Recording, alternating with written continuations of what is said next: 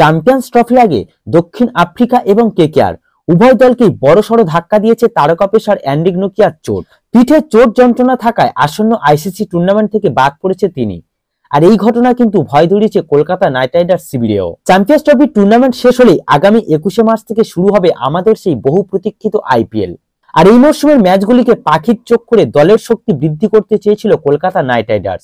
সেই মতো Aussie pacer Mitchell স্টার্ককে ছেড়ে নকিয়ার মতো একজন বোলারকে দলে ভিড়িয়েছিল ম্যানেজমেন্ট। তবে আপাতত চোটের কারণে তাকে পাশে পাচ্ছে না দক্ষিণ আফ্রিকা এবং কেকেআর উভয়ে, তাই আশঙ্কা বাড়ছে নাইট শিবিরে।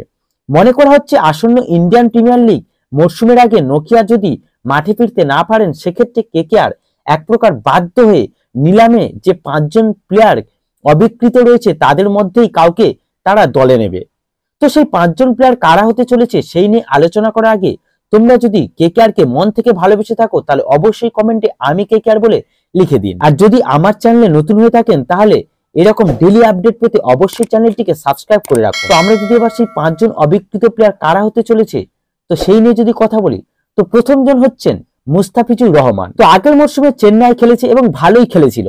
তো আবারও আশা করা হয়েছিল আবারও হয়তো তাকে চেন্নাইয়ে ডাক পড়তে পারে, তবে সেই সম্ভাবনায় কিন্তু জল ঢেলে দিয়েছে ফ্র্যাঞ্চাইজিগুলি। আসন্ন আইপিএল এ দল না পেয়ে এক প্রকার দুঃসময়ে কাটাচ্ছেন মুস্তাফিজুর।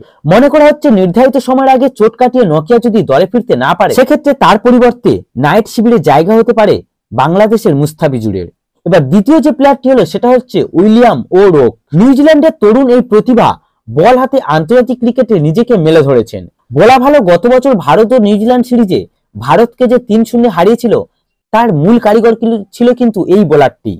মনে করা হচ্ছে দক্ষিণ আফ্রিকার পেসার নকিয়া যদি নির্দিষ্ট সময়ের আগে চোট কাটিয়ে মাঠে ফিরতে না পারেন, সেক্ষেত্রে উইলিয়াম ও রোককে বিকল্প হিসাবে বেছে নিতে পারেন কেকেআর কর্তারা। এবার 3 নম্বরে হচ্ছে রাইলি মেরিডিথ।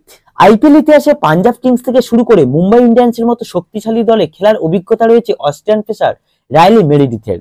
এই অজি বোলার এখনো পর্যন্ত 18টি আইপিএল ম্যাচ খেলে 19টি উইকেটও নিয়েছেন। শেষবারের মতো 2023 মরশুমে মুম্বাইয়ের হয়ে খেলেছিলেন তিনি। তো নকিয়ার বিকল্প হিসেবে মেরিডিথ কেকেআর এর জন্য একটি দুর্দান্ত পছন্দ হতে পারে। তো 4 নম্বর যে প্লেয়ারটি সে হচ্ছে জেসন বেরেনডর্ফ। চোট সারিয়ে কলকাতায় ফিরতে না পারলে অ্যান্ড্রিক নোকিয়ার বিকল্প হিসেবে নাইট শিবিরে খেলার সুযোগ পেতে পারেন অস্ট্রেলিয়ার আরেক ধুরন্ধর পেসার জেসন বেরেনডর্ফ।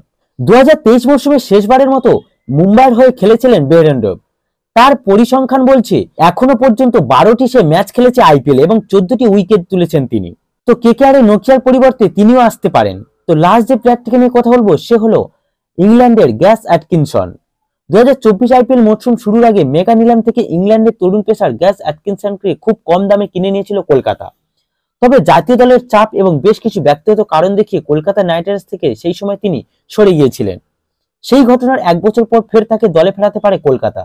তবে এই ঘটনা সম্ভব হবে তখনই যদি চোট যন্ত্রণার কারণে নির্ধারিত সময়ের আগে প্রোটিয়া পেসার নকিয়ার 22 গজে ফেরা না হয়। বলা বাহুল্য 2024 সালে ইংল্যান্ডের হয়ে লাল বলের ম্যাচে নিজেকে মেলে ধরেছিলেন অ্যাটকিনসন। তবে সাদা বলের ক্রিকেটে তাকে খুব একটা পাশে পায়নি ইংল্যান্ড। তো এই 5 বোলারের মধ্যে কেকেআর কাকে বেছে নিতে পারে বলে তোমাদের মনে হয় অবশ্যই তোমরা সেটা কমেন্টে জানিও।